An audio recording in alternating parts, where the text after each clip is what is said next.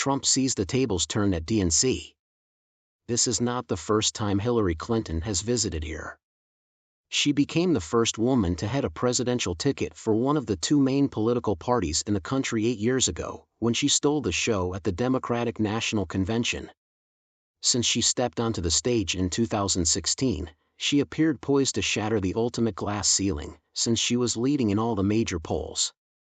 Following Monday night's reminiscence about her defeat at Trump's hands, she cautioned a revitalized DNC against complacency in light of Kamala Harris's recent leadership against him. "We can't let up, regardless of the polls," Clinton declared. Despite losing the 2016 election, Clinton vowed to keep fighting for America. On the march, millions of people gathered. People from all walks of life sought public office. We continued to focus on what was to come. "Listen up, pals, the future has arrived." In that scenario, Clinton is doing all in her power to ensure that Harris becomes the first female president. She made note of Trump's historic status as the first convicted felon to appear on the ballot early in her address. "Hold him accountable," the mob began to yell. Clinton kept talking through it at first. At Trump rallies in 2016, 2020, and even this year, she was the target of those cries. In response to the crowd's demand that Trump be arrested for his many pending criminal charges, Clinton began to nod, as if she agreed with them. Just as she stepped down from the podium, she urged everyone to do their part to defeat Trump and elect Harris. With her hand raised and the oath of office taken, Kamala Harris stands on the opposite side of the glass ceiling, as Clinton put it.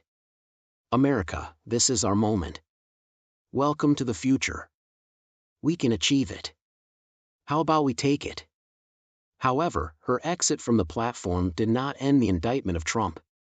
The video displayed Trump's remarks from his rally prior to the January 6, 2021, uprising, as well as his convictions and criminal charges.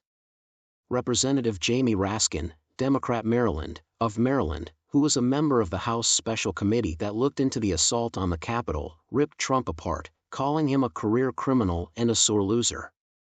Democrats proceeded to utilize primetime to cast Trump in a negative light, accusing him of being the owner of abortion restrictions nationwide in addition to a criminal. Speakers and videos depicted the risks and near-death experiences that women endured as a result of abortion prohibitions put in place following the 2022 rejection of Roe v. Wade by justices selected by Trump to the Supreme Court. Hadley Duval of Kentucky made what was arguably the most scathing remark. The horrific torture she endured for years culminated in a pregnancy at the tender age of 12, which she detailed in detail. Her stepfather had raped her. She had choices available to her back then. Due to abortion laws, girls in numerous states no longer have access to the same options. Duval remarked, he calls it a lovely ban in reference to Trump's remarks following the Roe v. Wade decision.